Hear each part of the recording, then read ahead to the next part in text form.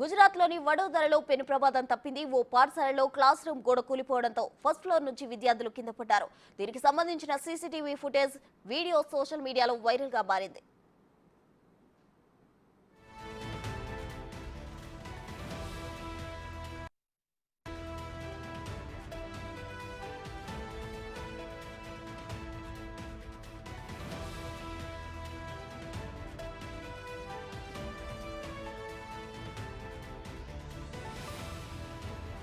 గోడ ఒక్కసారిగా కూలిపోవడంతో మొదటి అంతస్తు నుంచి బెంచీలతో సహా 6 విద్యార్థులు కింద పడ్డారు. ఈ ఘటనలో విద్యార్థులకు స్వల్ప గాయాలే అవడంతో అంతా ఊపిరి పీల్చుకున్నారు.